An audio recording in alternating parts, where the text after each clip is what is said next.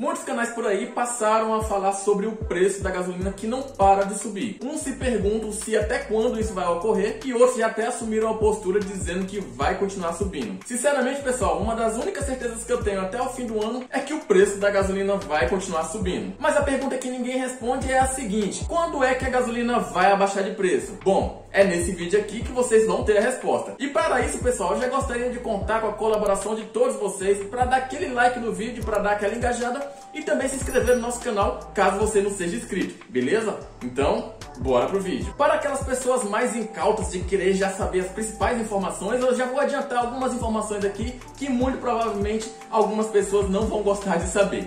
Em primeiro lugar, o preço atual que está sendo praticado pelo combustível não tem relação com o governo A e nem governo B, mas também não tem relação alguma com o ICMS. Para vocês terem uma ideia, aqui no DF o preço praticado de combustível já está na casa dos R$ 7,49 e a porcentagem do imposto aplicado sobre os combustíveis aqui no DF é de 28%. Se a gente pegar o preço médio do combustível que é aplicado no ICMS e retirar completamente o ICMS, como alguns estavam querendo fazer, de zerar o ICMS, a gente teria uma retirada de apenas R$ 1,58 do preço do combustível, o que provavelmente não faria o preço da gasolina abaixar dos R$ 5,00. Que, aliás, pessoal, a título de curiosidade, comenta aqui nos comentários qual é o preço médio do combustível que está sendo praticado aí no seu estado e também de que estado você fala, beleza? E por que é que eu falo com tanta certeza que o ICMS não é o verdadeiro vilão dessa história? Bom, vocês já devem estar sabendo, né? Alguns estados já estão adotando aquela medida de congelamento do ICMS. Alguns estados começou a partir de hoje, outros começaram a partir de ontem, mas aqui no DF começou a valer a partir do dia 1º de novembro, em que o preço do combustível estava sendo praticado em R$ 7,19. Bom, passado alguns dias, no dia 8 de novembro, nessa segunda-feira que passou, nós já tivemos um novo aumento de preço, que chegou na casa dos R$ 7,49. Ou seja, ICMS congelado, não teve nenhuma alteração no preço final do combustível. Entretanto,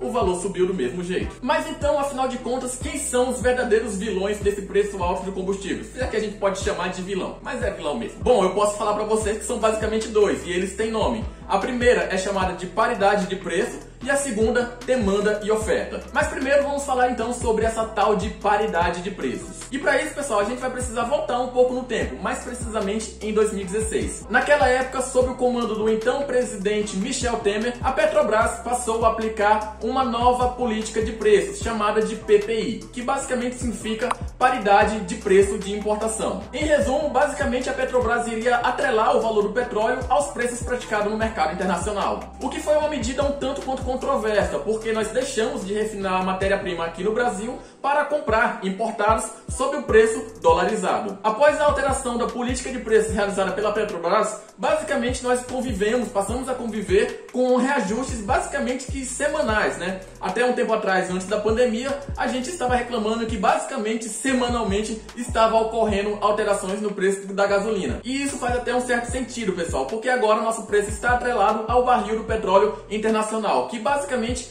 possui uma cotação de preços que é alterada diariamente. Mas não é que todo dia também vai ter alteração de preço. Basicamente, a Petrobras ela tenta identificar ali com seus estudos a média de preço ali calculada pelo preço do barril do petróleo e aplica o aumento aqui no Brasil. Para vocês terem uma certa noção de previsibilidade sobre futuros aumentos, vocês podem acompanhar esse gráfico através do Google, digitando o código UKOIL, que é basicamente UK Oil, né? Ou seria óleo em inglês, para vocês saberem qual está sendo a cotação diária do barril do petróleo no mercado internacional. Mas vocês guardem esse gráfico aí que a gente vai falar sobre ele de novo daqui a pouco. E o segundo vilão que a gente pode falar sobre os preços altos do combustíveis é justamente a demanda e oferta, que é basicamente um conceito muito básico da economia, que fala o seguinte: se a demanda for maior que a oferta, automaticamente os preços tenderão a subir. E não tem como a gente falar sobre demanda e oferta sem falar da OPEP. A sigla OPEP, pessoal, significa a Organização dos Países Exportadoras do Petróleo.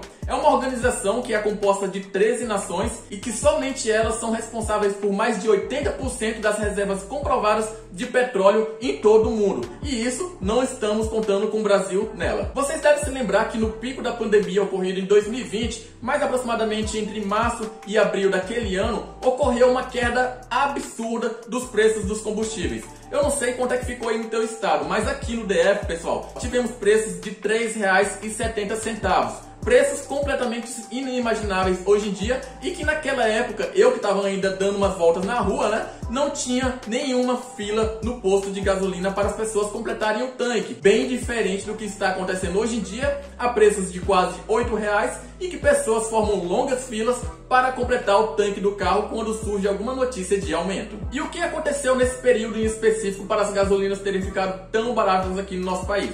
Bom, nesse período entre março e abril, os produtores de petróleo estavam com seus estoques abarrotados e que para isso eles tinham que dar saída nesse produto para não ocorrer nenhum tipo de perca. Automaticamente, o que eles fizeram? Venderam esses estoques a preços bem baratos, preços que não são praticados hoje em dia e que por muitas vezes também ocorreu vendas a preços negativos.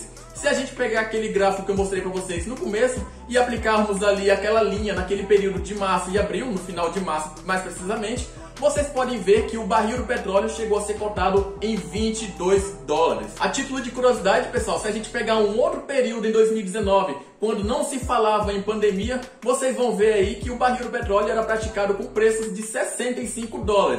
Naquele período a gente tinha gasolina a preços de R$4,50, chegando até R$4,80. Bem diferente dos $85 que está sendo cotado hoje em dia. E onde é que entra esse conceito de demanda e oferta juntamente com os países da OPEP? Bom, basicamente a organização fez o que qualquer empresa faria. Como o prejuízo naquele período foi tão grande, eles queriam atenuar qualquer tipo de risco de futuros prejuízos. Para isso, o que eles fizeram? Basicamente diminuíram a produção diária de barril de petróleo até que as condições de demanda fossem compatíveis com a oferta do barril do petróleo. E com isso, novamente, né, obviamente, para diminuir qualquer tipo de risco de prejuízo futuramente. Mas uma coisa é fato e que vocês também podem concordar comigo, é que a pandemia já está chegando ao fim. E para alguns países, basicamente, ela foi quase que extinta. Tanto é que em países mais desenvolvidos, a economia já voltou completamente pujante. Entretanto, a oferta de petróleo não acompanhou essa retomada da economia, o que causou, consequentemente, um desbalanço novamente na cadeia de oferta e demanda. E outra coisa também é muito importante vocês entenderem, pessoal. A gasolina ficou cara para todo o mundo. A grande diferença é que alguns países possuem uma moeda que possui um poder de compra muito maior. Diferentemente do real, que a gente tem a questão da inflação que está corroendo o nosso poder de compra, juntamente também com o preço atrelado ao valor do dólar, o que impacta diretamente para a gente no preço final do combustível. E nesse ponto do vídeo vocês já devem ter uma solução na cabeça de vocês, que é justamente a OPEP oferecer, né, uma oferta maior de barril de petróleo. Bom, seria, né? Porque é basicamente isso que eles não estão fazendo. A organização possui agora um cronograma para a retomada gradual da produção do petróleo diariamente. Entretanto, países como Estados Unidos, Japão e Índia estão cobrando uma aceleração, se a gente pode dizer assim, nesse cronograma e culpam justamente a OPEP pelo alto valor do combustível cobrado em seus países. A organização, pessoal, está se reunindo mensalmente para tentar avaliar as condições da pandemia para assim também alterar o seu cronograma de aumento de produção. E na última reunião que foi realizada na semana passada, que foi no dia 4 de novembro, até o presidente dos Estados Unidos, o Joe Biden, pediu também para que a organização tivesse um aumento da produção, que ele tem um cronograma estipulado dos 400 mil barris de petróleo por dia, e o presidente dos Estados Unidos estava propondo, né, pressionando na verdade, que a organização dobrasse a produção diária, ou seja, que saísse dos 400 mil barris diários para os 800 barris diariamente. Bom, a reunião foi realizada, entretanto o cronograma foi mantido, ou seja, agora a produção diária vai subir para os 400 mil barris diariamente. E qual vai ser o panorama que a gente vai sentir daqui em diante? Bom, a oferta de petróleo vai consequentemente aumentar, né? Porque a produção também vai aumentar. Entretanto, não vai ser o suficiente para que os preços sejam mantidos no preço atual. Muito provavelmente, né, como os outros canais já falaram, os preços seguirão em tendência de alta. Então vocês já puderam perceber que o nosso preço do combustível está muito atrelado à cotação diária do barril do petróleo e que também esse, por sua vez, está atrelado às produções diárias do barril do petróleo. Então, qual que é a produção diária específica, né, para a gente voltar aos preços dos combustíveis de antigamente, ou pelo menos de 20 meses atrás? Para vocês terem uma ideia, pessoal, o próprio Brasil, como produtor de barril de petróleo também, em 2020, conforme os dados divulgados pela Agência Nacional de Petróleo, o Brasil chegou a produzir 2,9 milhões de barris diários de petróleo. E para vocês saírem do panorama do Brasil e ver um panorama um pouco mais internacional, vamos pegar aqui os dados da OPEP, que em 2019, pessoal, a OPEP em si produziu nada mais, nada menos de que mais de 1 trilhão de barril de petróleo em todo o ano de 2019. Ou seja, é barril de petróleo por dia pra caramba. Então, pessoal, basicamente vocês puderam ter uma resposta do que a gente precisa para ter os preços mais estabilizados e, consequentemente, também ter uma redução do preço do combustível. Todo esse panorama está situado em duas situações, em que, consequentemente, todo mundo que produz o petróleo aumentar as condições de produção diárias, né? Ou seja, 400 mil barris de petróleo por dia não é absolutamente nada perto de 1 trilhão em todo o ano, né? Que dá vários milhões aí por dia. O que a gente precisa esperar agora é que os países exportadores de petróleo sintam uma comodidade ou sintam uma segurança de produzir mais barril de petróleo diariamente. Para isso, a oferta do petróleo aumentar e automaticamente a cotação dos preços começarem a cair. Porque, infelizmente, enquanto não for alterada também uma política de preço da Petrobras, a gente vai ter que utilizar aquele gráfico, o K-Oil, né? Para saber ter uma noção, na verdade, de uma previsibilidade de futuros aumentos ou de futuras reduções também no preço da gasolina aqui no Brasil. Galera, então o vídeo foi esse, foi bem informativo, justamente para vocês terem uma resposta de quando é que a gasolina pode começar a baixar. Então vocês puderam perceber aí do que a gente precisa para a gasolina começar a baixar. Eu espero que vocês tenham gostado do vídeo, um grande abraço para vocês e até mais!